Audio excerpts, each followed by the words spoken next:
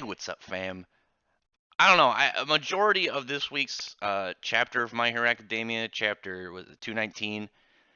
I'm indifferent on. It's not that I didn't like it. I have a lot of like just kind of general questions about the beginning that makes me wonder a lot. Like, so obviously they let off with this guy who like stole purses and wallets, and I don't know. I feel like the answer to it, like this is one of the things that superhero stories and comics always really bothered me, is they don't keep, I think, as much notice and attention towards like the side effects of what's going on. Like I'm talking about property damage. And obviously, there's I bet there's a ton of comics out there that have addressed like that, but it's not as common as you'd think. Like these guys have stolen like some purses and wallets, and like the first thing Todoroki does is he makes like these giant ice ridges that close off like a 2 or 3 point intersection, and they end up.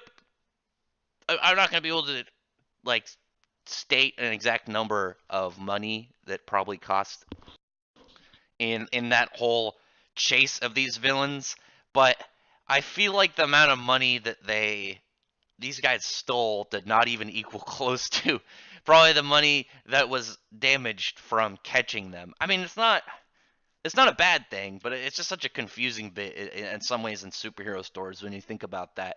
It's like, okay, yeah, you saved this person from, getting their wallet stolen, but now he got like these lampposts like smashed and probably a ton of damage to like uh, buildings around them. You're closing off an entire section of a city for who knows how long. Like the amount of time probably this like is probably put into all that afterwards. I don't know. It's kind of goofy. It feels kind of. This is one of those silly nitpicks that I think you get a lot with superheroes. It's not a big deal. It's just one of those things to point out.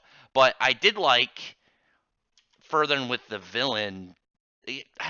I can't remember if he, because Destro was his father, and I'm wondering this guy's name. I don't even remember. I don't think they've given him a villain name yet, or maybe he's just also going by Destro. I haven't seen anyone refer to him as a villain name, so I don't know. Or I guess he's not a villain, he's more like an anti-hero, or however he plans on really presenting himself.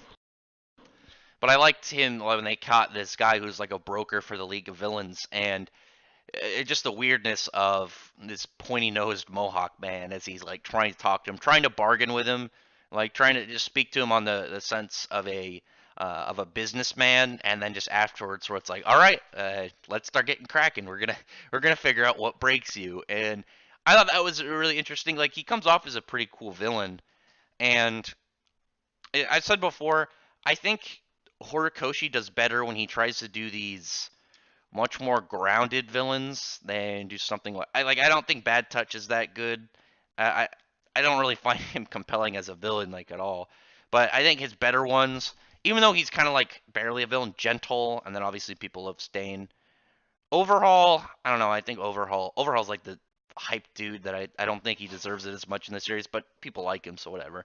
But this guy definitely has a lot of potential. I think he's cool, and I look forward to seeing where he goes. Now, the end of the chapter, I definitely want to see how the progression of what's going, because Gigantomachia, that's the name that I remember it as. I don't know if it's its official translated. I'll find out eventually. Well, probably at least in the next chapter.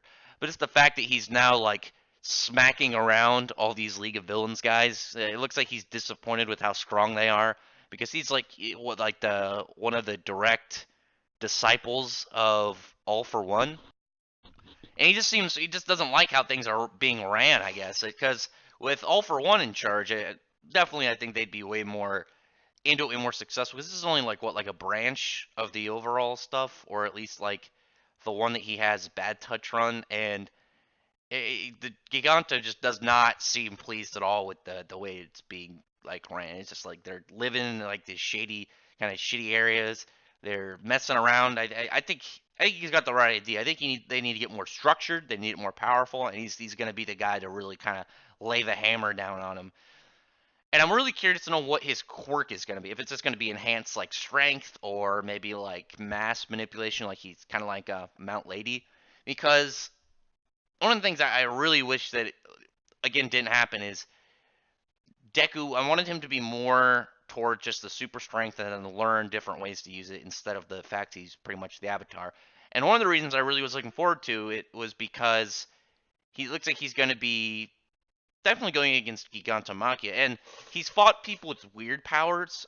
You know, sometimes they were too much. Like the overhaul one, I thought I didn't really like that one because it was a really basic power versus a absurdly overpowered ability like overhauls. But then you had like the gentle fight where I thought it was way better, where it was like this where you had Gentle's weird ability where it was more about how clever he was in using it to kind of go against Deku's like straight this like all around useful ability.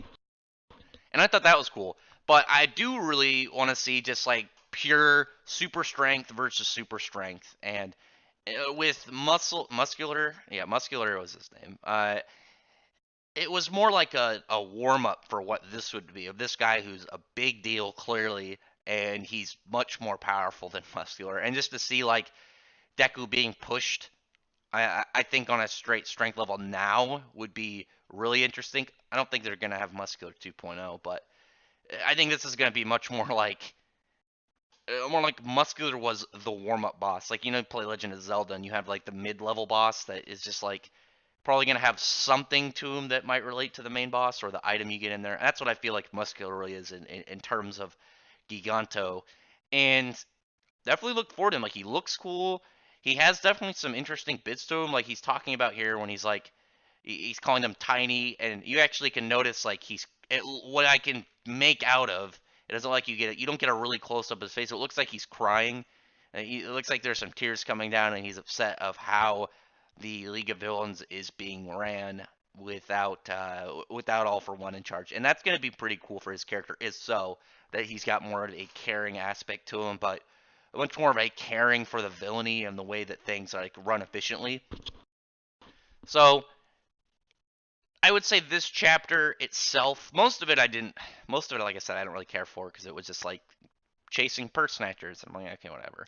And then you got to the, Destro's son, and it was like, it got kind of interesting. And then I had a really good setup for the next chapter. So as long as Horikoshi's next chapter like starts or contains further stuff with what's going on with the League of Villains, that'll be really good. I swear, if he pulls away and just goes like and hangs out with Deku after seeing this last panel, I'm gonna be pretty pissed. Other than that, tell me tell me in the comment section what you think about this. How do you think the League of Villains is really going to go? Are we going to see like a League of Villains training arc? That would be really cool. I'd like to see something like that where it's like, even if it's like 2 or 3 chapters, just to see him like hard training them. Like you always have that guy in shonens where it's like the guy who wants to enforce the characters to get more powerful, so he runs like some training regimen. But you don't get to see that with the villains. That's what he could be. Is you have like a little training camp where he's just trying to boost them up. Anyway, I'd really appreciate it if you would thumbs up the video if you liked it, then befriend the like button and the subscribe button and check out my other videos. Other than that, I appreciate everyone for who's already subscribed and I appreciate y'all for listening. Bye.